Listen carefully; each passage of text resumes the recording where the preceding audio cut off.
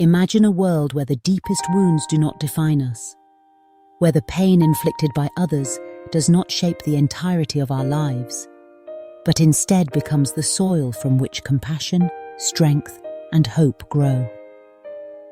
This is the story of Saint Josephine Bakhita, a story not merely of survival, but of transformation, and ultimately, of the profound power of forgiveness.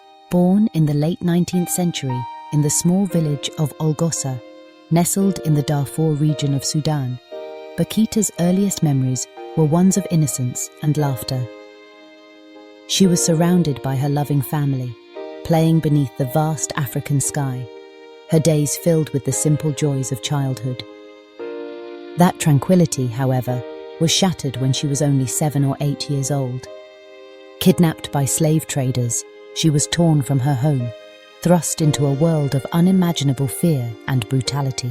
Her captors called her Bakhita, meaning fortunate one, but the irony of that name was not lost on her. Over the years, she was sold multiple times, passed from one master to another. Each new owner brought a new kind of suffering.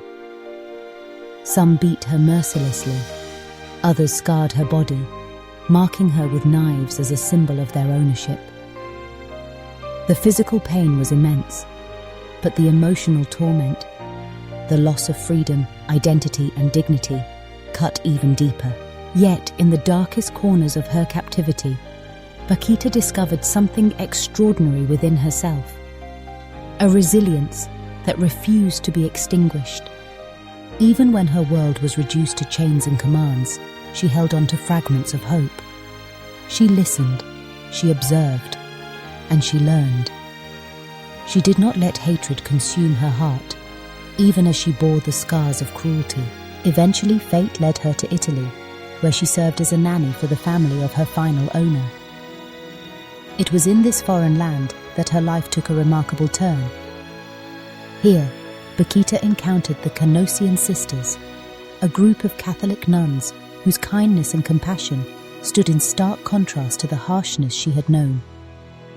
Through them, she was introduced to a faith that spoke of love, mercy, and forgiveness. She began to learn about Christ, a figure who had himself suffered greatly, yet forgave those who wronged him. After a lengthy legal process, Bakhita was finally declared free. No longer a slave, she faced a new challenge: how to confront the memories of her past. She could have chosen bitterness, allowing the injustice she endured to harden her heart.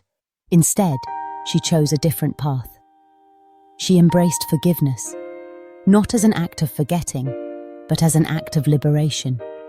She understood that forgiveness does not erase the wounds or diminish the pain. Rather, it loosens the chains of hatred that threaten to bind us forever. Bakhita's decision to forgive those who had hurt her most was not easy. It was a process, a journey that required courage, humility, and grace. But with each step, she found herself growing stronger, more peaceful, and more joyful. Her forgiveness was not passive, it was active, a daily choice to let love triumph over resentment. She joined the Canossian Sisters, dedicating her life to serving others. As a nun, she radiated warmth and serenity, her presence a balm to those who suffered. She became known for her gentle smile and her kind words, never harboring anger towards her former captors.